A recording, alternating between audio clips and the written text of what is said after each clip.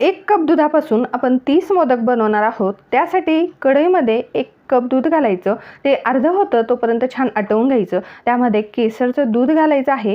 त्यानंतर 1 cup milk powder घालून छान मिक्स करून घ्यायचं। हे तुम्ही जसं जसं मिक्स करणार हे घट्ट होत जाईल। आता यामध्ये 1 चमचा साजूक तूप घालायचं, कारण की हे कढईला अजिबात सुद्धा चिटकत नाही। तर इथे आपला हा खवा तयार आहे। खवा आपल्याला थोडासा गार करून घ्यायचा आहे। त्यानंतर यामध्ये 3 चमचे पिठी साखर घालून छान मिक्स करून घ्यायचं आहे। आता मोदकचा मोल्ड घ्यायचा, त्याला मस्त तुपाने ग्रीस करून घ्यायचे आणि खवा अशा पद्धतीने मोल्डमध्ये ठेवून घ्यायचा। त्यानंतर मोल्ड बंद करायचा, वरून एक्स्ट्राचं पीठ काढून घ्यायचं आहे आणि मोल्ड उघडून घ्यायचा। यामध्ये आपल्याला केसर लावायचे, तर केसर काडी ठेवून घ्यायची। एकदा थोडंसं हलकं प्रेस करायचं आणि छान असा आपला इथे खव्याचा मोदक तयार आहे।